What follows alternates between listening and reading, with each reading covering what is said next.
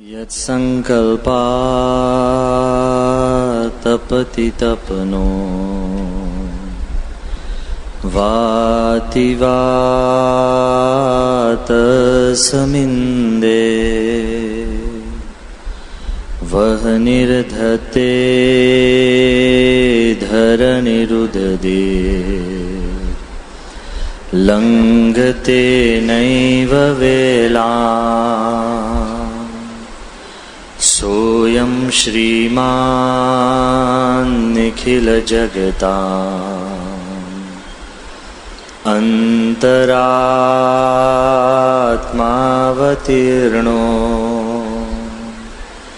ધર્મં રક્ષાન દિશતુ કુશલામ સ્વામિનારાયણો યા ગુણાતીતોક્ષરં બ્રહ્મ ભગવાન પુરુષોત્તમઃ જનો જાનન્નિદં સત્યં મુચ્યતે ભવબંધનાत्. શ્રી સ્વામિનારાયણ ભગવાનની જય. અક્ષર પુરુષોત્તમ મહારાજની જય. ગુણાતીતાનંદ સ્વામી મહારાજની જય. ભગતજી મહારાજની જય. શાસ્ત્રીજી મહારાજની જય. યોગીજી મહારાજની જય. ગુરુ હરિ પ્રમુખ સ્વામી મહારાજની જય. BAPS શતાબ્દી મહોત્સવની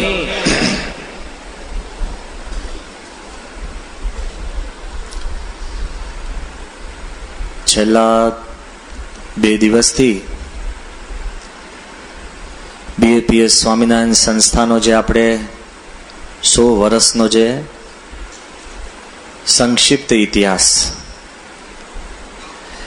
એ ઇતિહાસ આપણે આપણી રીતે અને આપણી ટૂંકી સમજની રીતે કાંઈક સમજવા પ્રયત્ન કર્યો. ફરીવાર સૌ હરિભક્તોને આપણે યાદ કરાવીએ કે જે આપણી સંસ્થાની સ્થાપના થઈ એ પૂર્ણ પુરુષોત્તમ નારાયણ ભગવાન સ્વામિનારાયણના દિવ્ય સંકલ્પે. શાસ્ત્રીજી મહારાજે કેવળ સિદ્ધાંત અને ઉપાસના ખાતર, શુદ્ધ ઉપાસના પૃથ્વીનું તળ રહે ત્યાં સુધી ટકી રહે, એની માટે શાસ્ત્રીજી મહારાજે મંદિરો કર્યા. યોગીજી મહારાજે પોતાનો પ્રેમ, વાત્સલ્ય, ભક્તિ, સાધુતા, તેનાથી તમામ મંદિરો ભરપૂર કરી દીધા. હરિભક્તો, બાળકો, યુવાનો નિર્દોષતાથી વ્રત, ઉપવાસ, નિયમ, એના ઊંડા ઊંડા પાયા યોગીજી મહારાજે મૂક્યા. અને યોગીજી મહારાજના આપણે જીવનની અંદર જોયું કે સંપૂર્ણ પોતાનું જીવન શાસ્ત્રીજી મહારાજ પોતાના ગુરુ પ્રધાન. પ્રમુખ સ્વામી મહારાજને જે વિશિષ્ટ લાભ પ્રાપ્ત થયો એ કયો કે શાસ્ત્રીજી મહારાજ અને યોગીજી મહારાજ જેવા 2 ગુરુનું એ સેવન કરી શક્યા. એ લાભ અને તાકાત કંઈક જુદી કહેવાય. એવું કહેવાય છે કે માણસના જીવનની અંદર એક સાચો ગુરુ પ્રાપ્ત થાય ને તો પણ બેડો પાર થઈ જાય. જ્યારે શાસ્ત્રીજી મહારાજે યુવાન પ્રમુખ સ્વામી મહારાજના ખભા ઉપર સંસ્થાનો ભાર મૂક્યો ને, ત્યારે શાસ્ત્રીજી મહારાજે આંબલીવાડી પોળની અંદર યોગીજી મહારાજને કહ્યું કે હું આ સંસ્થાનો ભાર આ યુવાન સંતના ખભે મૂકું છું, તમે તમારા હાથ એના મસ્તક ઉપર મૂકો. શાસ્ત્રીજી મહારાજનો વિશ્વાસ અને યોગીજી મહારાજના આશીર્વાદ.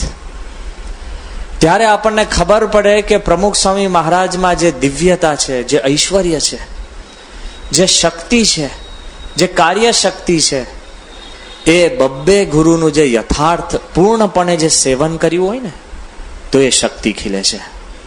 અનાદિના પુરુષ, સાક્ષાત ગુણાતીત સ્વરૂપ. પણ જ્યારે આપણે સંસ્થાનો ઇતિહાસ જોતા જઈએ ત્યારે ખબર પડે, ગઈકાલે મેં વાત કરી હતી કે એક વાત બરાબર છે, જબરજસ્ત સંઘર્ષ, જબરજસ્ત અસુવિધા, જબરજસ્ત મહેનત અને પરિશ્રમથી જ્યારે શાસ્ત્રીજી મહારાજે સંસ્થાની સ્થાપના કરી, યોગીજી મહારાજે સંસ્થાનો વિકાસ કર્યો, પણ પ્રમુખ સ્વામી મહારાજે તો કમાલ કરી દીધી છે, યુગ પલટો લાવી દીધો. એવું જો તમે ઇતિહાસની દ્રષ્ટિએ જો મૂલ્યાંકન કરવા જાઓ તો સંસ્થાના 100 વર્ષની અંદર જેટલું 70 વર્ષની અંદર જે કાર્યો નથી થયા ને છેલ્લા 30 વર્ષની અંદર પ્રમુખ સ્વામી મહારાજના હસ્તક કાર્યો થયા. એ તો હજુ આપણને સમજાય ન સમજાય. પણ ગઈકાલે જે એક થોડીક વાત કરી હતી કે પ્રમુખ સ્વામીને હાર્ટ એટેક આવ્યા પછી, બાયપાસ કર્યા પછી છેલ્લા 8-9 વર્ષની અંદર જે કાર્યો થયા છે ને એ છેલ્લા 90 વર્ષની અંદર નથી થયા ને એ છેલ્લા 8-9 વર્ષની અંદર કાર્ય. કોઈક એમ કહેવા જાય કે યુવાન છે, શક્તિશાળી છે તો કાર્ય કરી શકે. અરે વૃદ્ધ હોય ને, યુવાનને શરમાવે એવા કાર્ય કરી શકે તો દિવ્ય શક્તિ સિવાય કોઈ એ કાર્ય કરવાને સમર્થ નથી. જેટલા સંસ્થાના ઇતિહાસમાં આપણે ઊંડા ઉતરીએ ને એટલો આપણા અંતરની અંદર એક દ્રઢતા થતી જાય કે આ બધું જ કાર્ય છે ને ભગવાન પ્રધાન છે. આજે જ્યારે વડતાલ ગામ એનું ભજન જ્યારે આપણે શ્રવણ કરતા હતા અને હિંડોળાની વાત હતી કે આંબાની ડાળીએ જ્યારે હિંડોળો સંત અને પરમહંસોએ બનાવ્યો અને ગોમતી તળાવના કિનારે જ્યારે આ ઉત્સવ થતો હતો તો હરિલા મૃતની અંદર આ શ્રીજી મહારાજનો પ્રસંગ આવે છે જે મને યાદ આવ્યો. એ આખા સંપ્રદાયનો સાર રૂપ છે. જ્યારે સંતોએ અતિ પ્રેમની અંદર શ્રીજી મહારાજ માટે આવે જ્યારે હિંડોળો બનાવ્યો અને જ્યારે શ્રીજી મહારાજ પોતે પધારે છે ત્યારે પ્રશ્ન થયો. શું પ્રશ્ન ખબર છે? હિંડોળો છે ને શ્રીજી મહારાજના માપ કરતા નાનો હતો. અરે મોટો હોય તો ચાલે, સમજાય છે ને? દાળમાં મીઠું ન હોય ને તો ઉપરથી લેવાય, પણ વધારે હોય તો સમજી ગયા ને, કઢાઈ કેમનું? એમ હિંડોળો જો મોટો હોય તો વાંધો નથી, ભગવાન બેસે, પલાઠી વાળે 2 તકિયા મૂકે, ગાદલા મૂકે કે 2 બીજા માણસને બેસાડે, નો પ્રોબ્લેમ.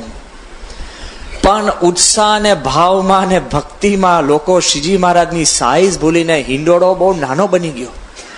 મહારાજ આવે છે, જુએ છે, સંત હરિભક્તો ગ્લાનિ પામે છે કે શું કરશું. શ્રીજી મહારાજ કે તમે તમારું કામ કર્યું, હું મારું કામ કરું. શાસ્ત્રમાં વાત લખી છે કે શ્રીજી મહારાજે પોતાનું સ્વરૂપ નાનું કરીને એ હિંડોળામાં ફિટ થઈને હરિભક્તોનો ભાવ પૂરો કર્યો. જોજો, શ્રીજી મહારાજ અક્ષરધામમાં બિરાજે છે અને આ પૃથ્વી પર આવું ને બહુ અઘરું કામ છે. આપણને પણ એવું નથી થતું? હમણાં એક બહુ વૃદ્ધ માણસ મને મળ્યા, મને કે હવે જાજુ નથી રહેવું. મેં એવું કેમ, તમને શું દુઃખ થયું? એ કે ના બસ આમ મજા નથી આવતી. મેં કહ્યું કેમ? પણ પ્રશ્ન શું છે? કે જો ને હવે આ દુનિયામાં આમ ચોરીઓ થાય, ધમાલ થાય, આતંક થાય. મેં કહ્યું એમાં તમને શું લેવા દેવા? એ કે ના બસ હવે આ બસ દુનિયા ખરાબ થઈ ગઈ છે, હવે પાછું પહોંચવું છે. મેં કહ્યું કેમ? અત્યારે સામાન્ય એક માણસ જેને સંપૂર્ણ પોતાનું જીવન જીવી લીધું છે, આમાંય જવાનું છે. મારી દ્રષ્ટિએ એમને બીજા બહુ ઝાઝા વર્ષ બાકી નથી. જુવાન હોય ને બોલે ને તો ખબર પડે એને જવું છે. સંપૂર્ણ જીવી લીધું હોય ને પછી કે ને એનો અર્થ નથી, આ તો કર્મવશ છે. ખ્યાલ આવ્યો ને? આપણે જે કાંઈ નિયમ ધર્મ પાડીએ ને કર્મવશ છે. કોઈક આવીને મને કે સ્વામી બસ મિષ્ટાનનો ત્યાગ. કેમ? ડાયાબિટીસ. એ ત્યાગ કહેવાય? કર્મવશ. ઘણા વૃદ્ધો મને કે બસ સ્વામી હવે છે ને કઈ જાજુ અન્ન લેતો નથી ને બસ પોચું ને લિક્વિડ જ લઉં છું. કેમ? દાંત નથી. કર્મવશ તો છે ને. કોઈ કે બસ સ્વામી મેં નિયમ કર્યો છે કે હવે છે ને બસ 4 હાથથી દૂર દ્રષ્ટિ નાખવી જ નહીં. કેમ? જો શીખી ગયા તમે. આપણે જે નિયમ ધર્મ પાડીએ છે ને જે ભક્તિ પણ કરીએ છીએ ને કર્મવશ થઈને કરીએ છીએ. સંજોગો આપણને ઝુકાવતા હોય છે, તેટલા માટે આપણે ભજન ભક્તિ કરતા હોઈએ છીએ. બધું જ હોય અને એનો તમે ત્યાગ કરીને ભક્તિ કરો ને, એ વાત જુદી. શ્રીજી મહારાજ સર્વોપરી ભગવાન છે અને અક્ષરધામમાંથી પૃથ્વી પર આવું ને એટલે શું ખબર છે? અમેરિકાનો પ્રેસિડન્ટ બુશ આવીને સીધું ધારાવી ઝૂંપડપટ્ટીમાં ઉતારો કરે, તમે ટકી શકો ઝૂંપડપટ્ટીમાં? ફૂટપાથ ઉપર ટકી શકો? હે, જરાય ના ટકી શકીએ. તો ભગવાન સ્વામિનારાયણ અક્ષરધામ મેલીને આ પૃથ્વી પર આવું ને એટલે શું કહેવાય? બ્રહ્માંડનું સ્લમ. તમને જે સુખ આવે છે ને આપણને સુખ આવે છે ને શું? It is the slum of the cosmos. એની અંદર શ્રીજી મહારાજ આવે છે. કેમ? તો મહારાજ જે કહે છે કે અમે હરિભક્તોના ભાવ પૂરા કરવા. ભક્તોના ભાવ તો પૂરા કરે, પણ કોઈ વિરોધ કરે ને એના ભાવ પણ ભગવાન પૂરા કરે. તો તમારા મારા તો કરે જ ને. વડતાલ ગામમાં જ ગોમતી કિનારે ઉત્સવ થાય છે. તે જ વખતે સુરા ખાચર, સોમલા ખાચર, બધા દરબારો ને સંતો પરમહંસો બધા મહારાજની આગળ બેઠા હોય છે. અને તે વખતે શ્રીજી મહારાજને બધા કહે છે કે મહારાજ તમે સર્વોપરી ભગવાન. મહારાજ કે કેવો? એ કે સર્વોપરી. તો કે મહારાજ સર્વોપરી ભગવાન એટલે કેવા? જો આ સાંભળજો, સર્વોપરી ભગવાન એટલે કેવા? તો મહારાજ કે આખા બ્રહ્માંડમાં જેનું ચાલે એ સર્વોપરી. કાળ માયા કર્મ થી પર જેનું કયું કરે એ ભગવાન સર્વોપરી. એમ શ્રીજી મહારાજ સર્વોપરીપણાની વાત કરતા હોય છે ત્યારે કાઠીઓ તો બધા ઠીક ઠીક એકદમ આપણે કહે ને મજાક મશ્કરી વાળા અને ઠેકડી ઉડાડે, મશ્કરા સ્વભાવ વાળા. એટલે તે વખતે સોમરા ખાચર મહારાજને કહે છે અને સુરા ખાચર કે મહારાજ જો બધા તમારું કયું કરે, બધા જ તમારામાં માને, તો પછી અહીંથી થોડોક નજીક મહારાજ કે શું છે કે ગુલતાનની ગાદી છે, એના મહંત તમારો વિરોધ કેમ કરે છે? કાઠીઓ તો મહારાજને પણ કોર્નર કરે એવા હતા, સમજાય ને, ભલભલાને. પણ શ્રીજી મહારાજ પણ પાવરદા હતા, 30 વર્ષ ગઢડામાં રહ્યા હોય એટલે ભલભલો માણસ છે ને તૈયાર થઈ જાય. આ બાજુ શ્રીજી મહારાજ કે છે કે કેમ? એ કે મહારાજ ગુલતાનનો જે મહંત છે એને તો જળ લીધું છે, પાણી લીધું છે. શેની માટે? કે આ પૃથ્વી ઉપરથી હું ભગવાન સ્વામિનારાયણને નષ્ટ ન કરું ને ત્યાં સુધી હું ગુલતાનનો મહંત નહીં. મહારાજ કે એમ? કે હા. તો મહારાજ કેવું હોય ને, મહારાજ કે છે હરિભક્તો કે મહારાજ છે, મહારાજ કે તો જાજુ ટકશે નહીં. તો કે ના ના મહારાજ અત્યાર તો છે, તમે કહો છો પણ છે. અને હકીકતની અંદર આ ગુલતાનના જે મહંત હતા એને જીભ કરડી હતી કે ગમે તેમ કરીને જાગ્રત સ્વપ્ન સુષુપ્તિની અંદર એને રટન થયા કરે કે સ્વામિનારાયણને ખતમ કરું, સ્વામિનારાયણને ખતમ કરું, સ્વામિનારાયણને ખતમ કરું. આપણે જાગ્રત સ્વપ્ન સુષુપ્તિની અંદર શ્રીજી મહારાજ ભગવાન છે, સર્વોપરી છે, મારા આધાર છે, પ્રાણના આધાર છે, જગત આધાર છે. કેવા આપણને સંકલ્પ થાય? પેલાને પણ થતા હતા, પણ 3 સ્ટેટ્સ વેર વૃત્તિના જ વિચારો. શ્રીજી મહારાજ વિચાર કરે છે ને બીજે દિવસે મહારાજ બધા છે ને કાઠીઓને ભેગા કરે છે. મહારાજ કહે છે કે એક કામ કરો સોમલા સુરા. તે કે શું? એ કે આપણા સત્સંગ મંડળમાંથી, શાંતિથી સાંભળજો, કે આપણા સત્સંગ મંડળમાંથી એવા 150 તમે કાઠીઓ તૈયાર કરો જે કાઠી ધર્મમાં પ્રવીણ હોય. એટલે કાઠીનો ધર્મ એટલે શું ખબર છે ને? 100 રથની તલવાર. બાપા જેમ એક્શન કરે છે ને હમણાં જેમ ભજનમાં આવ્યું, એ કે કાઠી ધર્મમાં એ પ્રવીણ હોય. એટલે કાઠી ધર્મ એટલે કોઈ જ કામ સીધું હોય નહીં. એકવાર સભાની અંદર સુરા ખાચર મોડા પડ્યા, મહારાજને દયા આવી. મહારાજ કેમ સુરા ખાચર કેમ મોડા પડ્યા? એ કે મહારાજ થોડું વ્યવહારનું કામ હતું. મહારાજ કેમ શું પ્રશ્ન થયો? એ કે થોડીક તકલીફ થઈ. મહારાજ કે પણ તકલીફ શું કે જેથી કથામાં મોડા પડ્યા? એ કે મહારાજ કોઈક મારા 2 બળદ ચોરી ગયું હતું. મહારાજ તો શું થયું? એ કે વાંધો નથી, પ્રશ્ન સોલ્વડ. કેમ? કે બીજાના 4 લઈ આવ્યો. કે હવે કોઈક ચોરે તોય વાંધો નહીં ને. ચોરી પણ જેને ફાયદારૂપ થાય સમજ્યા? ઇન્સ્યોરન્સમાં થતું હોય છે, ગાડીને જરા પંચર પડે ને પેલો રાઇટ ઓફ કરી નાખે. કેમ? એવું આગુ પાછું કરે. આ બાજુ ચોરી પણ ફાયદારૂપ થાય એવું કાઠીઓનો નેચર હતો. અને આ બાજુ શ્રીજી મહારાજ કહે છે કે તમે 150 કાઠીઓને તૈયાર કરો. એ કે મહારાજ શેની માટે? મહારાજ કે તૈયાર કરો. અને દરેક કાઠીઓને કહો કે પોતાની તલવાર એક ચકચકાટ કરે, કે રાતના પણ કાઢે ને તો પણ આમ શાઇન થવી જોઈએ એવી તલવાર કરજો. કાઠીઓ ખુશ થઈ ગયા કે માંડ માળામાંથી છૂટ્યા. અઘરમ અઘરું કામ એને હતું. કાઠીઓને માળા પકડાવી ને માંડ છૂટ્યા. અને તરત જ પેલાને એમ થઈ ગયું ખુશાલ. આ બાજુ શ્રીજી મહારાજ પછી કે છે કે બ્રહ્માનંદ સ્વામીને બોલાજ કેમ કે તમે 150 પરમહંસ તૈયાર કરો. હતા તો 500. કે કેવા? કે તમારા જેવા પડછંદ, હિંમત વાળા, શુરવીર. તો બ્રહ્માનંદ કે મહારાજ કરવાનું શું છે? બ્રહ્માનંદ તો એકદમ શતાવધાની, મેધાવી. મહારાજ કે છે ભજન કરવાનું છે. તે કે તો એકદમ પાવરફુલ, શુરવીર, ગભરાય નહીં એવા પરમહંસ કેમ કહો છો? મહારાજ કે તમે તૈયાર કરો. બધાને ભેગા કરે છે 300. મહારાજ કે છે કે આવતીકાલે આપણે છે ને રાતે ગુલતાનના મહંતને ત્યાં જવાનું છે. જો રોકડો હિસાબ, નો ડિલે. ભગવાન સ્વામિનારાયણનો નેચર હતો ને, તમે પ્રાર્થના કરો ને ભગવાન પૂરી કરે. એકવાર ખાલી અમરાપટ કરે, સવારના સ્વામિનારાયણ કરતા, અને ઠંડીનો સમય, જરાક ઠેસ વાગી અને મોટેથી સ્વામિનારાયણ થઈ ગયું કે સ્વામિનારાયણ. તે વખતે ઠંડીના દિવસે મહારાજે ડેલો ખખડાયો. અને એને લાગ્યું કે આ સવારના પોરમાં કોણ છે? ને જેવો ડેલો ખોલ્યો અને એને કીધું કે હે મહારાજ તમે પોતે? મહારાજ કે કેમ? કે મહારાજ અત્યારે કેમ? કે તે મને યાદ કર્યો ને. એ કે ઓહો મહારાજ, એ તો મને સવારે ઉઠીને તમારું નામ દેવાની ટેવ પડી છે. મહારાજ કે મને પણ હાજર થવાની ટેવ પડી છે, પણ તું ડેલો ખોલતો નથી હોતો. ભગવાન હાજર થાય જ છે. God always visits us, but most of the time we are out. ભગવાન તો આવે જ છે આપણા ઘરે, પણ આપણે ઘરમાં હોતા નથી. આ બાજુ શ્રીજી મહારાજ કહે છે કે તમે તૈયાર થાવ, આપણે ત્યાં જવું છે. કે કેમ? કે ગુલતાનના મહંતને ત્યાં કે બહુ યાદ કરે છે. જ્યારે ભેગા થાય છે ત્યારે શ્રીજી મહારાજ કાઠીઓને શું કહે છે કે તમારે એક કામ કરવાનું. શું?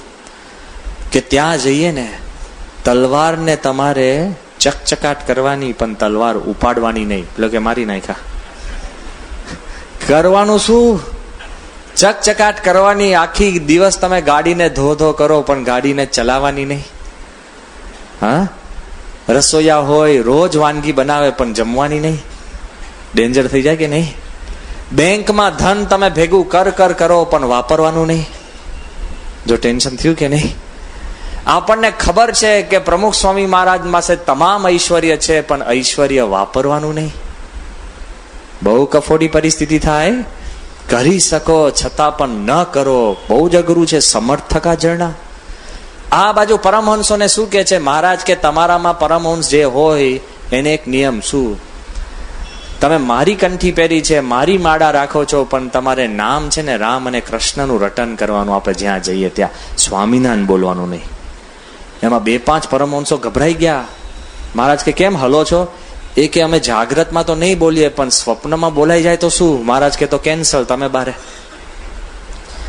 જેને સ્વપ્નમાં સ્વામિનારાયણ ન બોલાવતું હોય એવા જ પરમહંસ જોઈએ છે મારે. લે, કારણ કે ગુલતાનના મહંત પાસે જઈએ છે અને પેલો સ્વપ્નમાં સ્વામિનારાયણ બોલી જાય તો પ્રોબ્લેમ. અને જ્યારે 300 જણનું આખી ફોજ લઈને મહારાજ જાય છે અને ધબ દુશ્મનનું મહારાજ છે ને બારણું ખખડાવે છે. જેવો પેલો પોતાનો નકુચો ઉતારીને બારણા ખોલે છે અને અડધી રાતે જોઈ કે આપ કોણ? મહારાજ કે આપ કોણ? પેલો કે હું તો ગુલતાનનો મહંત છું.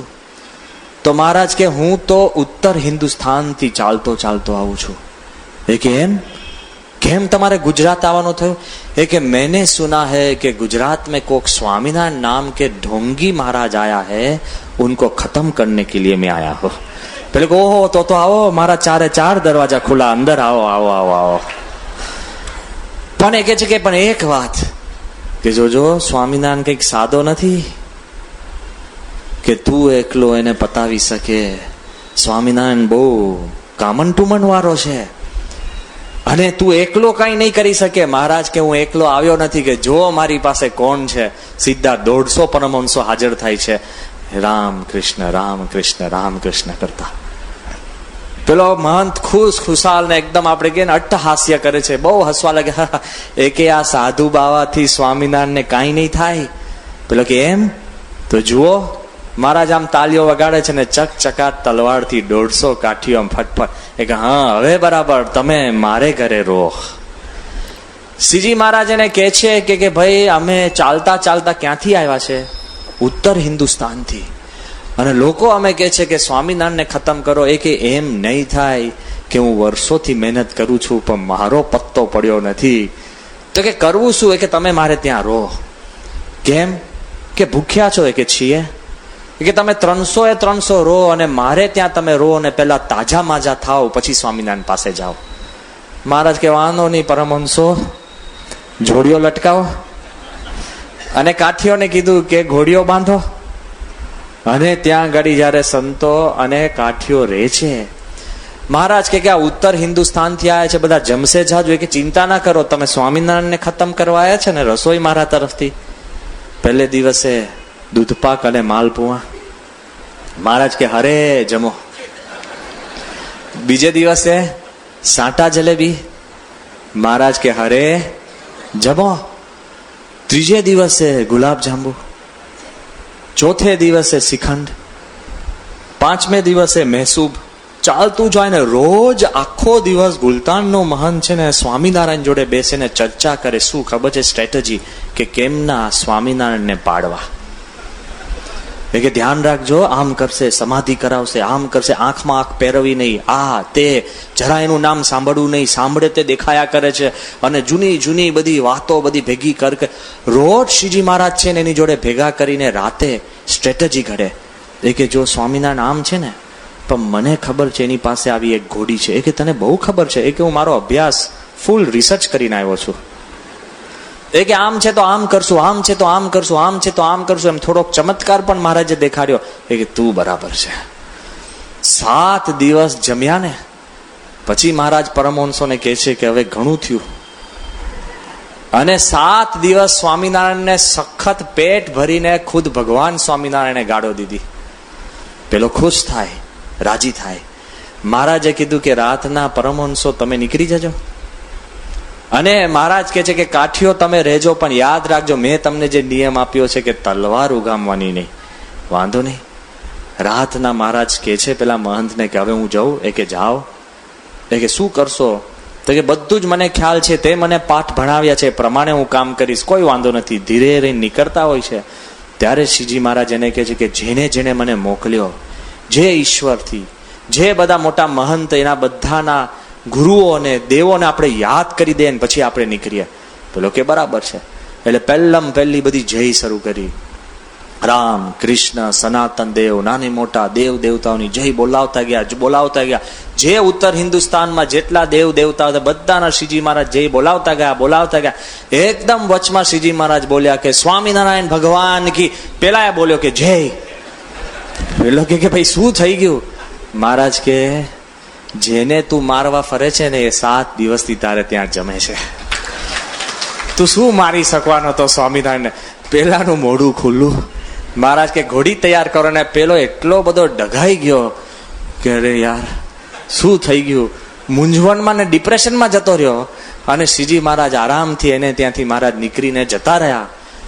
રસ્તામાં જતા જતા જયારે એને પરમહંસો અને કાઠી હરિભક્તો પૂછે છે કે મહારાજ આને ત્યાં આપણે ગયા, તમે ત્યાં ગયા અને આટલું બધું ત્યાં એની રસોઈ જમ્યા?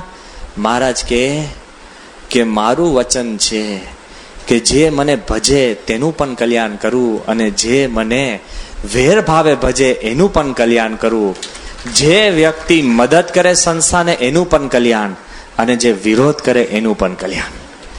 આપણો જે સંપ્રદાય છે એ સર્વ જીવ હિતાવહ. સર્વ જીવ હિતાવહ. એકવાર યોગીજી મહારાજ આફ્રિકા હતા, અને આફ્રિકાની અંદર યોગીજી મહારાજ ત્યાં માંઝા હતા. એક સંન્યાસીનું ત્યાં પ્રવચન હતું, અને યોગીજી મહારાજનું આસન ઝાડને ટેકે અડાડીને બેઠું હતું અને તે ઝાડની અંદર એવા જબરજસ્ત ભયંકર લાલ મકોડા યોગીજી મહારાજના શરીર ઉપર ચડી ગયા, ધોતિયામાં ચડી ગયા. લાલ મકોડા એટલે ભયાનક, ચટકો ભરે ને આખો પગ રહી જાય એટલા બધા ભયંકર. આફ્રિકાના, ગુજરાતીમાં કહેવત છે ને કે મૂરખ, મગર અને મકોડો મરે પણ મૂકે નહીં. મગર ના મૂકે અને જે ન મૂકે એ મૂરખ. સમજી ગયા ને? આપણે નક્કી નહીં કરવાનું, રિવર્સ નક્કી કરજો.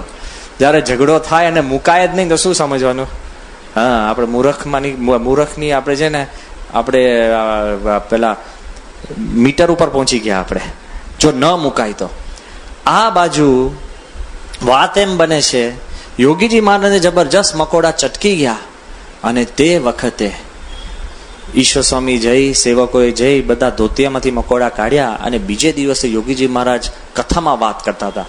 બાપા કે આ દેશની અંદર જે રે એનું કલ્યાણ, અમે જે વિક્ટોરિયા લેક ઉપરથી પસાર થયા એમાં જેટલી માછલીઓ એનું કલ્યાણ, ને ઉપર જેટલા પક્ષીઓ ઉડે એનું કલ્યાણ, ને આમ તેમ યોગીજી મહારાજ બધી વાત કરતા હતા. એ દરમિયાન યોગીજી મહારાજના પાગની અંદર ઝાડ ઉપર ડાળ ઉપરથી બેઠેલું એક પક્ષી ચરક્યું. બાપા કે પાગમાં ચરક્યું એનું પણ કલ્યાણ લે. આપણે તો પાગમાં ચરકે ને તો સીધો પથ્થર લઈએ. સમજી ગયા ને? આપણા મનની અંદર બિચારા પક્ષીને ક્યાં ખબર તમે ત્યાં પાગ મૂકી છે? એ તો ચરકવાનું હતું, તમે પાગ ખોટી જગ્યાએ મૂકીને. ખ્યાલ આવ્યો ને? આ બાજુ યોગીજી મહારાજ એટલા બધા નિર્દોષ, પણ એ જ વખતે યોગી મહારાજ કીધું કે જે ગઈકાલે મકોડા હતા ને એનું પણ કલ્યાણ. બધા કે બાપા એ મકોડાએ તો સત્પુરુષનું લોહી લીધું, એનું કેમનું કલ્યાણ? બાપા કે એનું એમ કલ્યાણ કે કોઈ દી ન સતક્યા હોય ને એવા સતક્યા એટલે એનું કલ્યાણ લે. આપણો જે સંપ્રદાય છે ને, સર્વ જીવ હિતાવહ, એ જે યોગીજી મહારાજના વખતમાં, એ જે શાસ્ત્રી મહારાજના વખતની અંદર, એ જ પ્રમાણે પ્રમુખ સ્વામી મહારાજના વખતની અંદર પણ સ્વામીએ જે સંપ્રદાયને જ્યાં મૂકી દીધો ને, બધાને અપનાવીને જે આગળ આપણો સંપ્રદાય પહોંચાડી દીધો, તો અત્યારે BAPS ને સ્વામીએ ક્યાં ક્યાં દુનિયાની ફલક ઉપર મૂકી દીધો. યાદ કરજો, ખાસ વાત એ જ તપને કરવાની કે જે આપણા સંપ્રદાયની જે વાતો થાય છે, જે જગ્યાએની વાત થાય છે, તો 2007ની સાલની અંદર, 2008ની સાલની અંદર કે જે યુગ પલટો આવી ગયો ને, એ આપણા મનની અંદર જયારે વિચારશું ને ત્યારે આપણા અંતરની અંદર કેફ આવશે. શ્રીજી મહારાજના વખતની અંદર બ્રાહ્મણો અને અન્ય પંથના માણસો સ્વામિનારાયણ સંપ્રદાયને ધર્મ તરીકે પણ સ્વીકારવા તૈયાર નહોતા. બરાબર? પણ જયારે ધર્મ તરીકે સ્વીકારવામાં આવ્યો ને, ત્યારે શાસ્ત્રી મહારાજના વખતની અંદર, હજુ યાદ રાખજો કે વડતાલની અંદર માધવ તીર્થ કરીને એક સંન્યાસી આવ્યા હતા, છેક બનારસથી, શું ચર્ચા કરવા કે સ્વામિનારાયણને હિન્દુ ધર્મ કહેવાય કે નહીં, વૈદિક ધર્મ કહેવાય કે નહીં. હવે તે વખતે માંડ ચર્ચા ને બધું કરીને ત્યારે બધાએ નક્કી કર્યું કે એને વૈદિક ને હિન્દુ ધર્મ કહેવાય.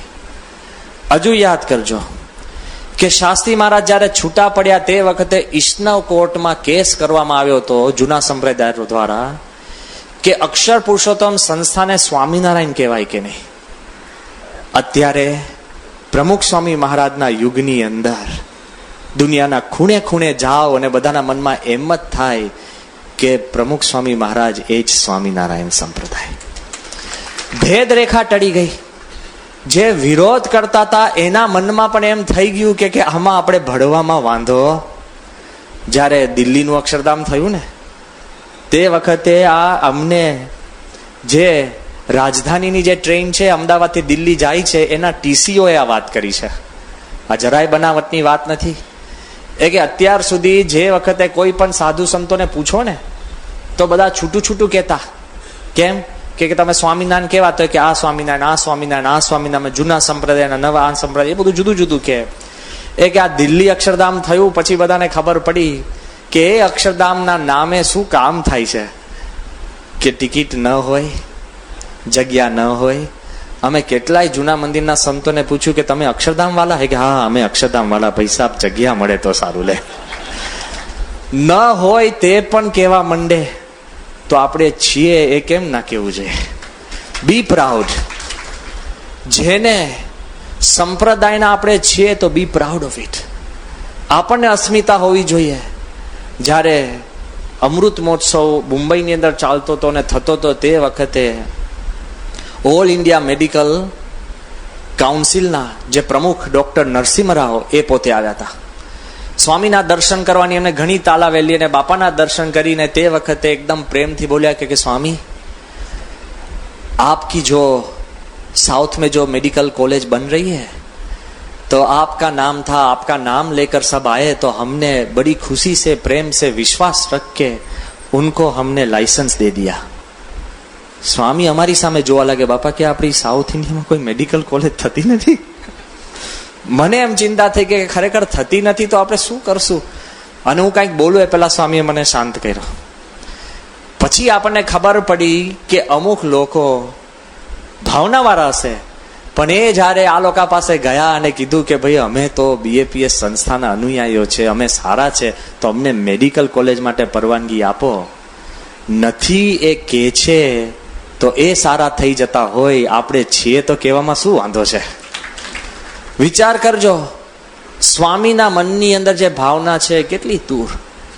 ક્યાં ક્યાં સંપ્રદાયને સ્વામીએ મૂકી દીધો કે અત્યારે જે સ્વામિનારાયણ સંપ્રદાયમાં બધાએ સ્વીકાર્યું કે સ્વામિનારાયણ ધર્મ છે, સંપ્રદાય છે, અને હિન્દુ સંપ્રદાય છે, અને BAPS સંપ્રદાય છે એ પોતે સ્વામિનારાયણનું અસલી સ્વરૂપ છે.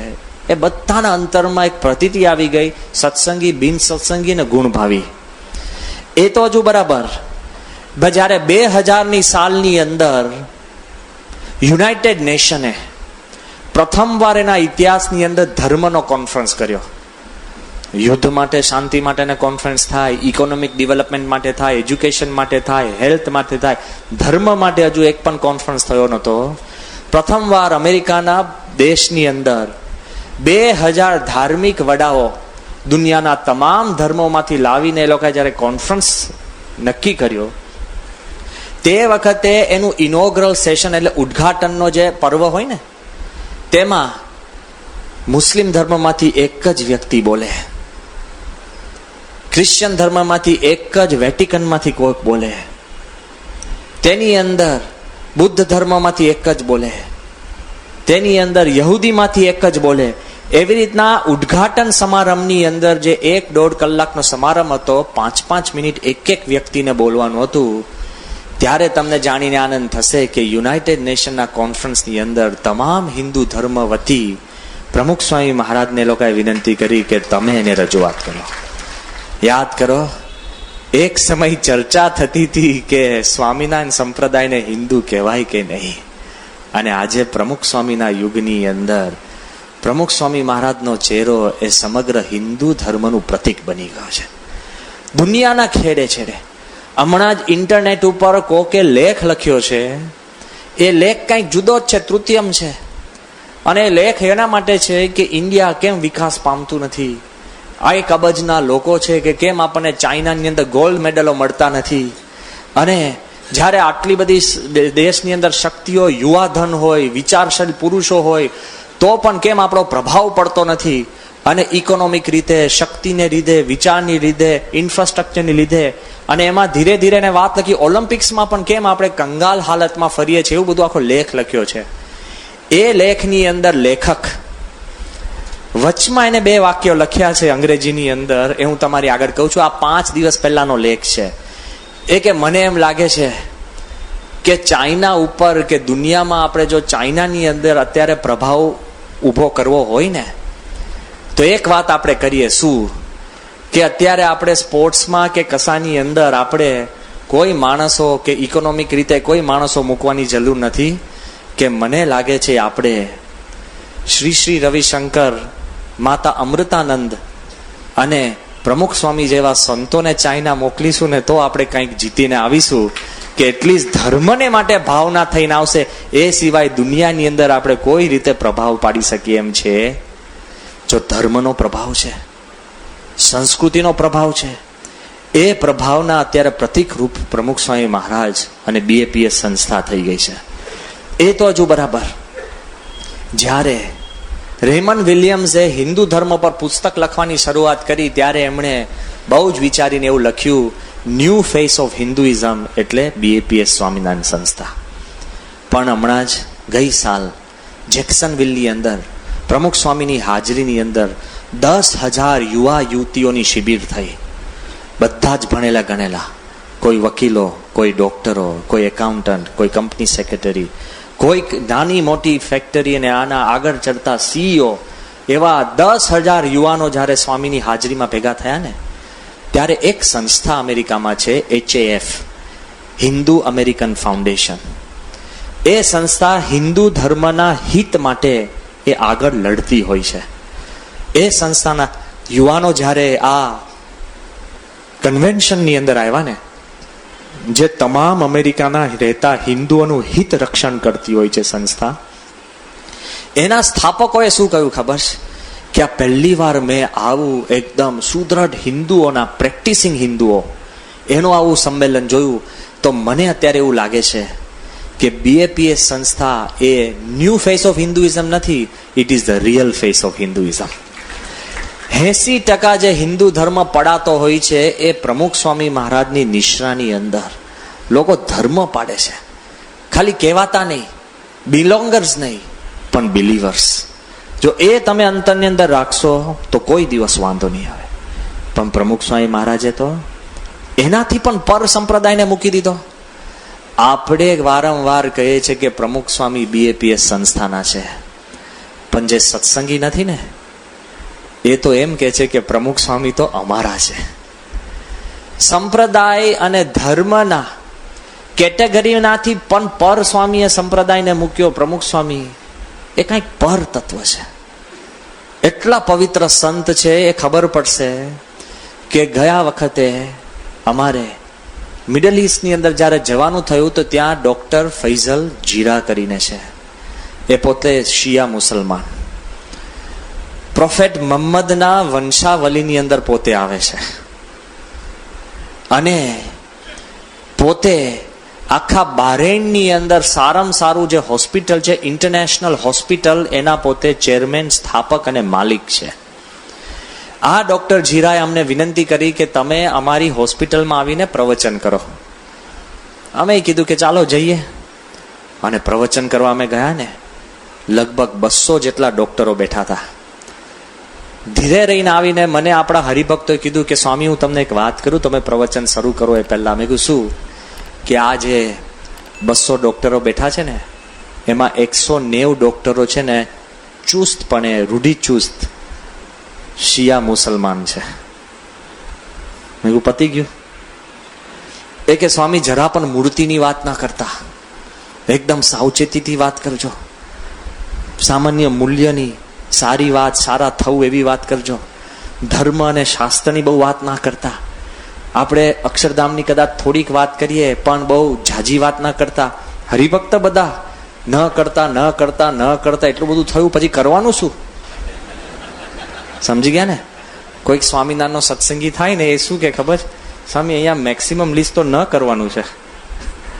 એકાદશી દિવસ આ ન ખવાય તો ખાવાનું શું? હા, બારે જાઓ તો ન જોવાય તો કે જોવાનું શું? લગ્નમાં જાઓ તો ન ખવાય તો ખાવાનું શું? જો ધીરે બોલાય, ગાળો ન બોલાય તો કરવાનું શું? ઊંચે સાદે ન બોલાય તો કરવાનું. આપણને લાગે ન કરવાનું. અરે ભાઈ, ન કર્યા પછી જે બચે ને એ જ કરવાનું છે. સમજો. એમ પેલા મને કીધું સ્વામી આ ન કરતા બધી નાની મોટી ક્લિપ્સ ને બધું એ મૂકી દીધું. પછી વિચાર કરજો, મેં જે પ્રવચન કર્યું એ કેવું હોય? હે, સંપૂર્ણ ડાયાબેટિક હોય કે નહીં? ખાંડ વગરનું હોય કે નહીં? સંપૂર્ણ નિરસ નહીં? ઘણા જણા ડાયાબિટીસ હોય ને, એને તમે ચા બનાવો ને તો તમે સ્વામી ચા નાખતા નહીં, પણ જે ઢીલા મોઢે બોલે ને, એકદમ દુઃખી થઈ ગયો, આમ ઉત્સાહથી ના બોલે, ચા ના નાખતા, મૂળ એને ડાયાબિટીસ હોય, કેટલા ઢીલા થઈ જાય છે, આમ કેફથી ના બોલે. એમ જરા પણ કેફ વગર, જરા પણ શુગર વગરનું, જરા પણ એકદમ આપણે કહે ને ડાયાબેટિક પ્રવચન મેં કીધું, આમ ઢીલું બોલીને હું મેં પતાવી દીધું. પછી ધીરે રહીને જો ભગવાન પ્રવેશ કરે, ડોક્ટર જીરા ઉભા થયા. બધા એમનું માન રાખે, પોતે માલિક.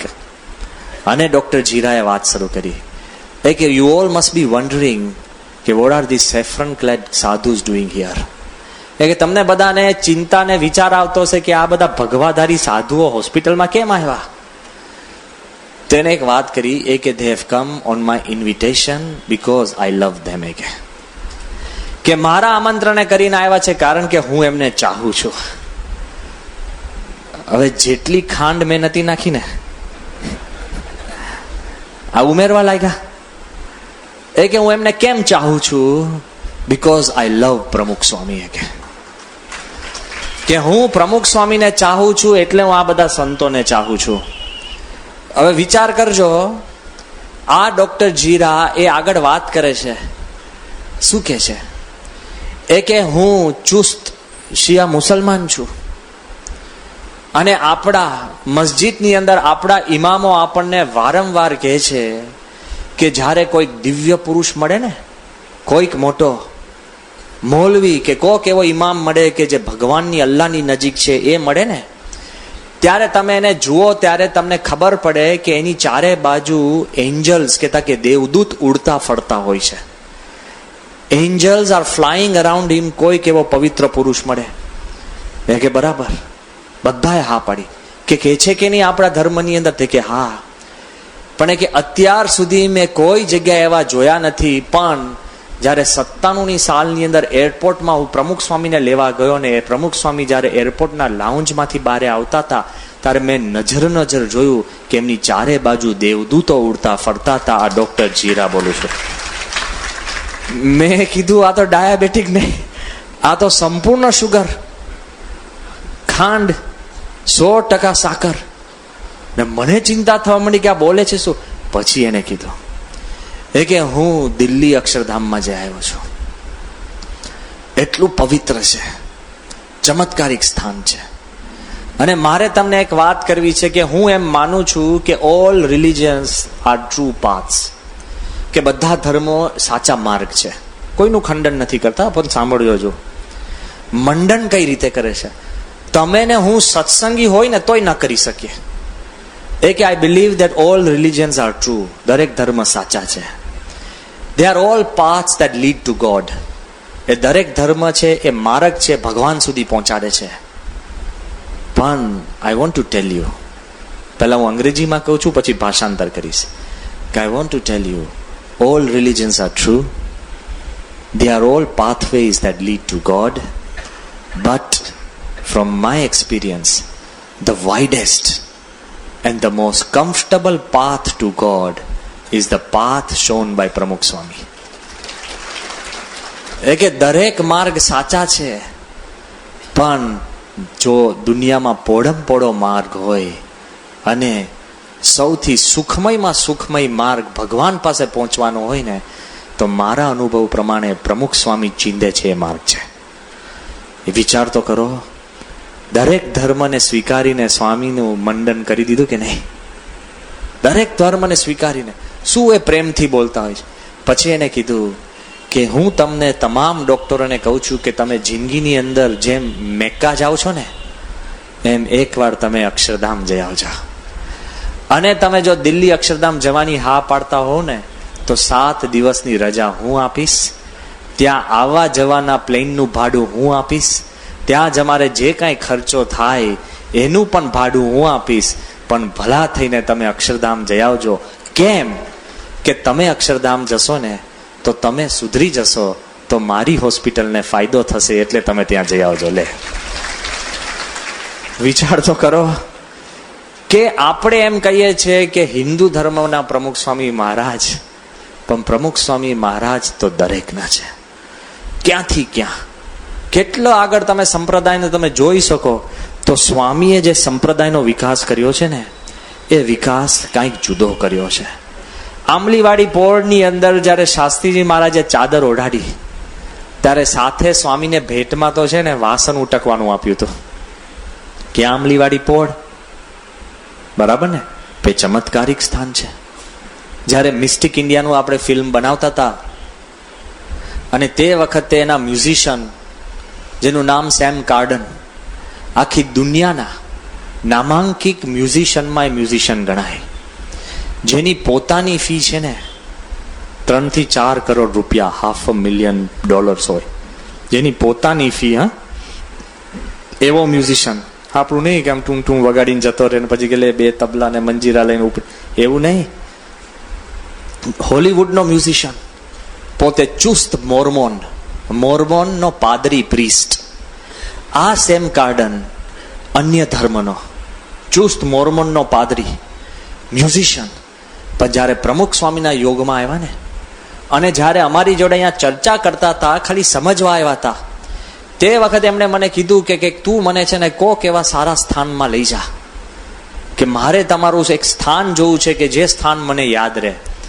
હવે અમદાવાદમાં કયું સ્થાન, ક્યાં લઈ જવા? તે વખતે અમને વિચાર આવ્યો, મેં એમને કીધું કે જો એક અદ્ભુત સ્થાન છે. તો કે કયું? મેં કહ્યું આંબલીવાડી પોળ. હવે ક્યાં હોલીવુડનો બેવરલી હિલ્સ, ક્યાં યુટામાં એનો કરોડો રૂપિયાનો બંગલો, અને ક્યાં આંબલીવાડી પોળ? પહેલા તો તમે રિક્ષામાંથી નીકળો, ટ્રાફિકમાંથી બચો ને તો ગાયો ભટકાય. ગાયોને જોવા જાવ તો ક્યાં પગ પડે? છાણમાં તો સારું, તમે ત્યાં જાઓ બરાબર તો ક્યાં? અને ત્યાં માંડ ભીડમાંથી તમે નીકળો અને આંબલીવાડી પોળમાં આપણા મકાન સુધી પહોંચો, ત્યાં કેટલાય નળ ખુલ્લા હોય, પાણીનું ચાલતું હોય, કેટલી બૂમાબૂમ ચાલતી હોય, કેટલાય વઘારની વાસ આવતી હોય, અને માંડ તમે જ્યાં પહોંચો આંબલીવાડી પોળની અંદર એક રૂમ, નાનો પંખો છે, કોઈ વ્યવસ્થા?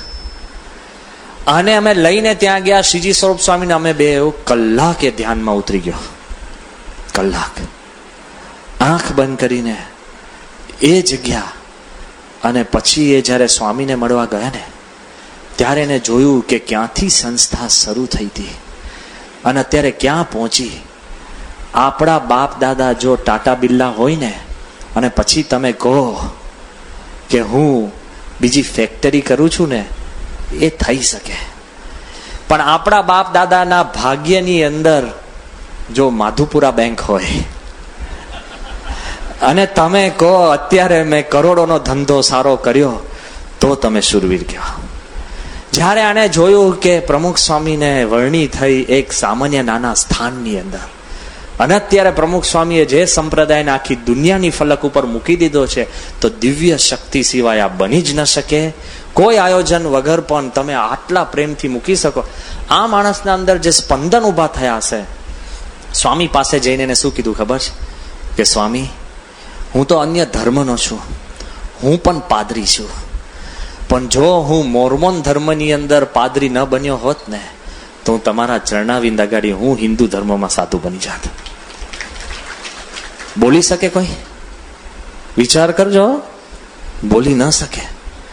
પ્રેમથી એ બોલ્યા. અને પછી શું કીધું કે હું આજે તમારા ચરણ સમક્ષ હું એક પ્રતિજ્ઞા લઉં છું કે હું જે કાંઈ ફી આ મિસ્ટિક ઇન્ડિયા માટે મારો જે ચાર્જ કરવાનો તે સદંતર તમામ વસ્તુ હું સેવામાં કરીશ. કરોડો રૂપિયાની સેવા. એ તો હજુ ઠીક છે, આપણે સેવા કરીએ ને તો કરીએ ખરા, પણ કચવાતા મને અરે બહુ થઈ ગઈ, થોડીક ઓછી હોત તો સારું. હા, પછી સીધી ચિંતા થાય કે પછી કોઠારીને મળીશ તો નવું માંગશે તો અરે ભગવાન દેશે. હું એવું નથી કહેતો કે ગાંડાની જેમ આપો, એવું નથી. વિવેક રાતે આનંદથી ખુશીથી તમે જે કંઈ આપો એ રાજીપાનો. પણ આ માણસ તો બહારનો માણસ છે, યાદ કરજો. એને ક્યાં શિક્ષાપત્રી વાંચી છે કે 10મો ભાગ આપજો? એને ક્યાં મહારાજની આજ્ઞા ખબર છે? એને ક્યાં ખબર છે કે કોણ કેટલી સેવા કરે છે? બહારનો માણસ. એ સ્વામીને શું કહે છે કે સ્વામી, એક બીજો મારા મનમાં વિચાર આવે છે કે શું, કે તમારા સંતો કે હરિભક્તો જેટલા અમેરિકા આ મ્યુઝિક કમ્પોઝ કરવા માટે આવે ને, એ તમામની આવવા જવાની ટિકિટ હું આપીશ. સેવાની તો પ્રકાર હોય, પણ ઉપર ચડીને.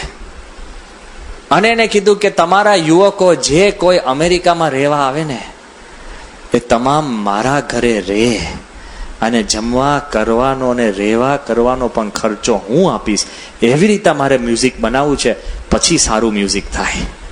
જો મિસ્ટિક ઇન્ડિયાનું તમે મ્યુઝિક સાંભળશો ને, તો કેટલું સારું છે. અંતર ધવી જાય એમને મ્યુઝિક થાય છે, ભક્તિથી થાય છે. હવે મારે તમને એમ કેવું છે, કોણ આને સેવાનો મહિમા કહેવા ગયો હતો? અરે આપણે જો કંઈક નહીં આપીએ ને તો પ્રમુખ સ્વામી બિન સત્સંગીમાં પણ પ્રેરણા કરીને આપતા લેશે. આપણે આપીએ આપણા ભાગ્ય છે એમ સમજીને આપશું તો પ્રમુખ સ્વામીએ જે સંપ્રદાય ઉભો કર્યો છે એ તમામ લોકો માટે છે. સત્સંગી, વિરોધી, ગુણભાવી, બિન સત્સંગી અને જેને કાંઈ ખબર નથી ને એને પણ સત્પુરુષમાં આકર્ષણ થાય અને સંપ્રદાય માટેને મમત્વ થાય છે તો આપણા મનની અંદર તેવો થવું જોઈએ. કેવું સ્વામીએ કર્યું તો યાદ રાખજો. શાસ્ત્રી મહારાજે 5 મંદિરો બાંધ્યા અને પ્રમુખ સ્વામી મહારાજે 800. વિચાર તો કરો. શાસ્ત્રી મહારાજ અને યોગીજી મહારાજની કૃપાથી 800 ટેમ્પલ્સ. હજુ યાદ કરજો કે શાસ્ત્રી મહારાજ 5 સંતોને લઈને નીકળ્યા. યોગીજી મહારાજના વખતમાં 50નો આંકડો માંડ પહોંચે અને માંડ 2 જતા રહે. હરકા બાપુ કે માંડ 51 કરીએ તો 3 જતા રહે. માંડ અત્યારે તો અમે 5 જણ છે ને અત્યારે દેખાય છે ને, તો તમે કહો તો એવું કહી શકાય કે 16ની પારાયણની અંદર આખો BAPS સંપ્રદાય આવી ગયો, બરાબર કે નહીં? તે વખત સંતો જ 5 હતા. સમજાય છે? અને હવે વિચાર કરજો, અમદાવાદની અંદર 50 સંતો રહે છે તો શું કહેવાય? યોગી મહારાજના કાળ દરમિયાન એવું કહેવાય કે અમદાવાદમાં આખો સંપ્રદાય સાધુનો રહે છે. અને અત્યારે પ્રમુખ સ્વામીના યુગમાં યુગ પલટો છે. ફક્ત અમેરિકાની અંદર આપણા 65 સંતો રહે છે અને 800 થી વધારે સાધુ. જો ક્યાંથી ક્યાં આપણે જોઈએ કે પ્રમુખ સ્વામીમાં કેટલી બધી દિવ્ય શક્તિ અને બધા જ એક ગુરુ, એક આશરો, એક વિચાર, એક રુચિ, એક સંપ. આપણે તો એક દીકરો હોય ને તો સંપ જ છે ને, તોય નથી હોતો. 4 થાય તો સખત કુસંપ, બરાબર ને? અને એમાં તમારા બધા સગાવાલા ભેગા થાય તો જો આપણને દુઃખ છે ને બીજાનું નથી, નજીકનાનું જ છે. કોઈક બીજો 2 દુકાન કરીને દુઃખ નથી, પણ તમારો સગો ભાઈ 2 દુકાન કરે તો ઊંઘ ઉડી જાય. કોઈક તમારે છે ને કોકના લગ્નમાં કેટલા તમે રસ્તામાં જ પસાર થતો, 50 લગ્નના બેન્ડ વાજા ચાલતા હોય છે ને, કોઈ દિવસ દુઃખ થાય?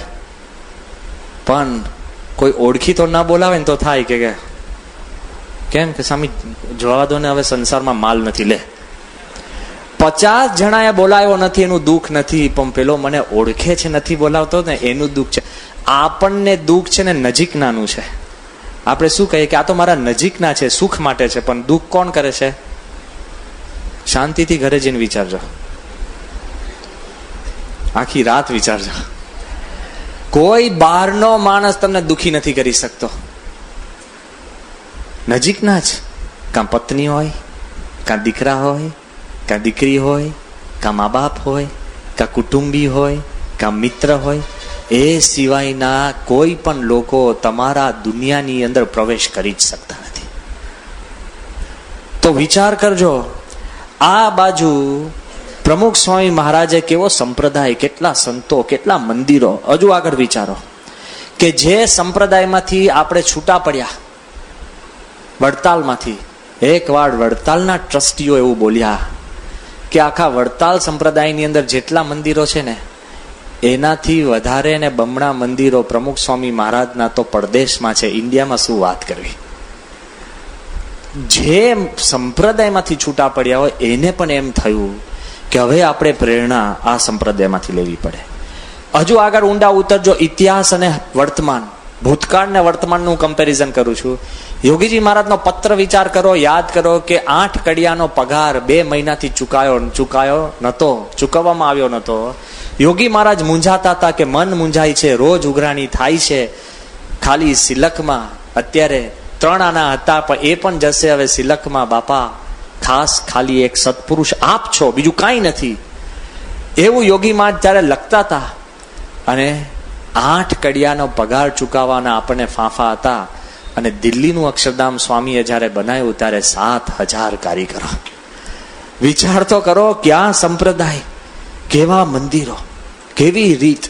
કેટલી બધી જુદી જુદી ક્વોલિટી.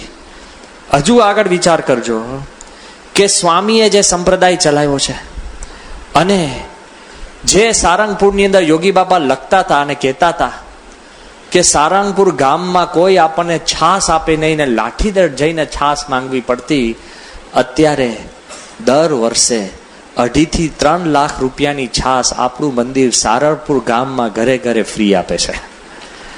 યાદ રાખજો, ક્યાં સંપ્રદાય, યુગ પલટો. જે આપણી નજર સમક્ષ આપણે જોઈએ છે. અમદાવાદની અંદર શ્રીજી મહારાજને જ્યારે અમદાવાદના સુબાએ કહ્યું હતું કે તમે દેશ નિકાલ, મહારાજ કે તું ભગવાનને ક્યાં કાઢીશ? એ કે મારા રાજ્યમાંથી બહાર. મહારાજ કે તારું રાજ્ય ક્યાં સુધી? એ કે હદ સુધી.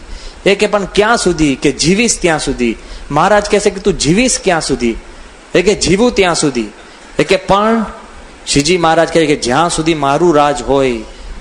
થોડાક જ સમયમાં સુબાનું રાજ ગયું અને શ્રીજી મહારાજે જ્યાં મેક્સિમમ વિરોધ થયો હતો ત્યાં પહેલું સ્વામિનારાયણનું મંદિર બનાવ્યું અમદાવાદમાં. જુઓ સ્વામિનારાયણની રીત, કોઈ ચિંતા નહીં. અત્યારે BAPS નું પણ હેડક્વાર્ટર્સ છે, ક્યાં છે? અમદાવાદમાં. મહારાજનો શતાબ્દી મહોત્સવ ક્યાં થયો? અમદાવાદમાં. પેલા સુબાને બિચારાને ખબર પડે તો. દ્વિશતાબ્દી મહોત્સવ ક્યાં થયો? અમદાવાદમાં. યોગી શતાબ્દી અમદાવાદના આંગણે. અને BAPS નો શતાબ્દી મહોત્સવ ક્યાં થયો? અમદાવાદમાં. અને પ્રમુખ સ્વામીનો પણ શતાબ્દી મહોત્સવ ક્યાં થશે? અમદાવાદમાં. યાદ રાખજો, સુબાએ કહ્યું હતું કે અમદાવાદમાં તમારું નામ નિશાન નહીં. ભલા માણસ, ભગવાન છે ને, ભગવાનના સંકલ્પે આપણો સંપ્રદાય ચાલે છે. દિવ્ય શક્તિ, દિવ્ય તાકાતથી આ સંપ્રદાય ચાલે છે. એ આપણા મનની અંદર ધડતા હોય ને, કોઈ દિવસ વાંધો નહીં આવે. આગળ વિચાર કરજો કે જ્યારે આંબલીવાડી પોળની અંદર શાસ્ત્રીજી મહારાજે જ્યારે ચાદર ઓઢાડીને, એ દિવસ હતો 21/5/1950. અને શાસ્ત્રી મહારાજે કહ્યું કે અત્યાર સુધી મેં એક પણ કાર્ય કર્યું એમાં હું ક્યારેય પસ્તાયો નથી. સમજી ગયા? એટલે કોઈ કે શાસ્ત્રી મહારાજ ઘણા નહીં ઘર છોડે ને તો તમે લોકો તો શોધતા હોવ છો, પણ જે ભાગી ગયો ને એના મનમાં એમ થતું કે કોઈક બોલાવે તો સારું. હું હકીકત કહું છું, કારણ કે ભાગી ગયેલા જોડે હું ઘણા જોડે બેઠો છું. કે કોઈ મને ફોન નહીં કરો, પછી અમને કરે કે સ્વામી જોવો ને, પૂછો ને ઘરમાં.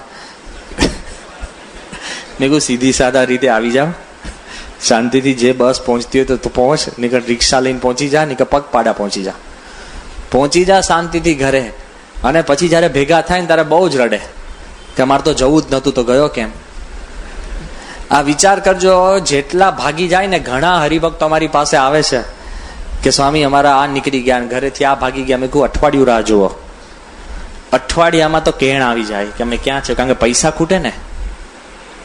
લાગે છે કોઈ નવરું છે?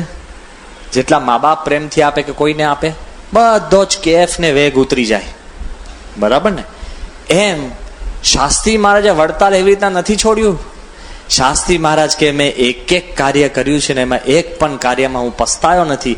આ મારું કાર્ય. નાના 28 વર્ષના શાસ્ત્રી નારાયણ સ્વરૂપદાસને સંસ્થાના હું પ્રમુખ બનાવું છું. અને ચાદર તો ઓઢાડી, પોતે જે ઓઢી હતી એ ચાદર ઓઢાડી. કઈ એવું મોટી સેરેમની નથી. આપણને લાગે સંસ્થાના પ્રમુખ એટલે બેન્ડ વાજા નાન તે વાસણ ખકડતા હતા. કાંઈ એવી સેરેમની નથી. આ બાજુ શાસ્ત્રી મહારાજ જયારે પ્રમુખ સ્વામીને જયારે ચાદર ઓઢાડે છે ત્યારે શું કે છે? 2 વાક્ય સાંભળજો. હું પસ્તાયો નથી.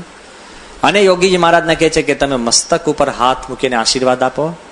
અને ત્રીજી વાત, શાસ્ત્રી મહારાજ એવું કહે છે કે હું આપણા સંપ્રદાય કે સંસ્થાને 50 વર્ષનું તમને સૌને સુખ કરતો જઉં છું.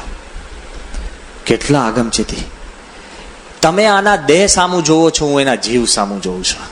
તમને દેખાતો હશે કે 28 વર્ષનો આ નાનો યુવાન છે, પણ હું જોઉં છું ક્યાં છે ને કેમનો છે.